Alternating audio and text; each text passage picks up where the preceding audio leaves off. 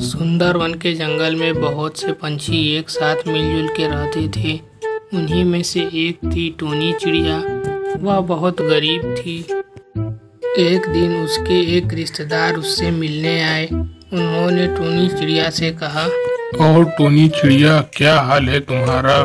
बहुत दिन हो गए पश्चिमी जंगल में एक बार भी मुझसे मिलने नहीं आई। और तुम्हारे जूतों का बिजनेस कैसा चल रहा है? क्या मामा जी, आपको पता नहीं है, मेरे जूते का बिजनेस बहुत पहले ही बंद हो चुका है। अब मैं कोई काम नहीं करती और चुपचाप घर में बैठी रहती हूँ, क्योंकि मुझसे कोई बिजनेस होगा ही नहीं। जब भी मैं कोई बिजनेस करने जाती हूँ, कोई न कोई परेशानी आती है और मुझे बिजनेस को बीच में ही छोड़ना पड़ता है।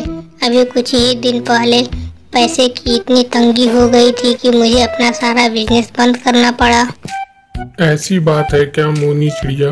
तुम चिंता मत करो, मैं तुम्हें एक सलाह देता हूँ। मेरा कुछ ही दिन पहले मेरे कारखाने में आग लग गई, जिससे सभी कारखाने मेरे जल गए। अब मैं कुछ नहीं करता हूँ और चुपचाप घर पे ही बैठा रहता हूँ। मैं सोच रहा था कि क्यों ना हम और तुम मिलके फिर से जूतों का बिजनेस शुरू किया जाए। मेरे पास बहुत अच्छा एक्सपीरियंस है, हमें बहुत फायदा होगा। तुम क्या बोलती हो? वैसे भी तुम दिन भर खाली ही रहती हो, कुछ करेंगे तो कुछ पैसे तो आएंगे। आप ठीक ही बोल रहे हैं। मैं भी सोच रही थी कि कोई न कोई काम किया जाए। कब तक ऐसे ही खाली बैठे रहेंगे? तब तक आप आ गए। चलिए हम दोनों मिलकर अब जूते का बिजनेस स्टार्ट करते हैं। पैसे की बात नहीं है। जब मैंने अपने पिछले वाले जूते का बिजनेस को बेचा था तो मुझसे बहुत से पैसे मिले थे। अभी वो पैसे संभाल के मैंने रखे हैं।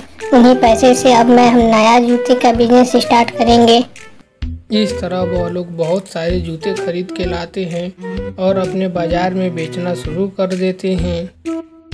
और उनके दुकान के सामने जूते की बहुत सी दुकान होने के कारण कोई भी ग्राहक वहां नहीं आता है। यह सब देख के वह बहुत परेशान होते हैं। एक दिन वह दोनों अपने में बात कर रहे होते हैं। देखो टोनी चिड़िया, अगर ऐसे ही चलता रहा तो यह बिजनेस भी बहुत जल्द बंद करना होगा।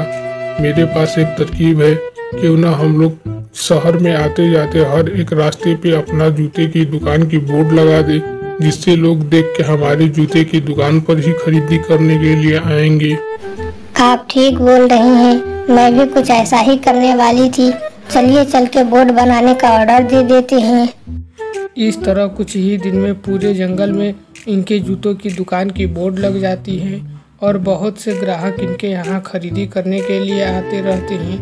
तभी उनके सामने वाले दुकान में बैठे जटायु को इनके दुकान में आने वाले ग्राहक से बहुत तकलीफ होने लगती है। उसका धंधा बिल्कुल चौपट होने लगता है। यह सब देख के जटायु सोचता है, जब से यह सामने वाली दुकान आई है तब से मेरा तो धंधा ही बंद हो गया। मुझे इनका दुकान बंद करने के लिए कुछ करना चाहिए। क्यों ना मैं इनके दुकान में ही आग लगा दूं, इससे इनका सारा माल बर्बाद हो जाएगा। फिर अगले दिन से सारे लोग मेरे ही दुकान पे आएंगे। इस तरह जैसे ही रात होती है वह जटायु वहाँ पे आता है और टोनी चिड़िया की दुकान में आग लगा देता है। यह सब करते हुए एक पंछी उसे देख लेता है और तुरंत जाके टोनी चिड़िया को बताता है। अरे टोनी दीदी, आप सो रही हैं? आपके दुकान के सामने जो जटायु दुकान लगाता है ना जूते की, वह आपकी दुकान में आग लगा दिया है। चलिए जल्दी चलिए। इस तरह वह भागते भागते वहाँ पे पहुँचती हैं और देखती है तो सच में वहाँ पे आग लगी रहती है। अगले दिन सुबह होती है। जटायु दुकान खोलने के लिए आता है। तभी टोनी चिड़िया और उसके मामा वहाँ पे खड़े रहते हैं। तभी जटायु बोलता है, अरे क्या हुआ? आप लोगों की दुकान यहाँ से कहाँ चली गई? आप लोग कहीं और जा रहे हैं क्या दुकान खोलने के लिए? बस कर जटायु, अब अपना नाटक बंद कर और सीधे सीधे हमें बता कि मेरा दुकान क्यों जलाया तुमने? मैंने थोड़ी जलाया आप लोगों का दुकान, ये आप लोग क्या बोल रही हैं?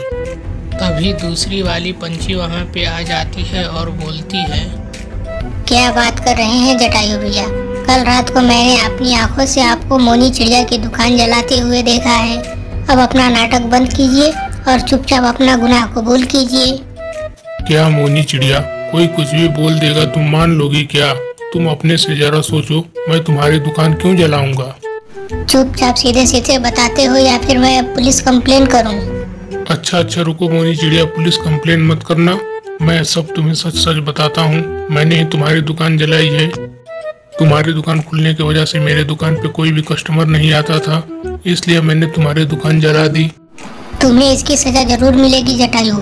तुम अपना सारा माल हमें दे दो और तुम यहाँ से चले जाओ। तुम जाके कहीं और दुकान लगाओ, या बेईमानों के लिए यहाँ पे कोई जगह नहीं है। इस तरह जटायु अपना सारा दुकान का सामान मोनी चिड़िया को दे देता है और वह वहाँ से चला जाता है।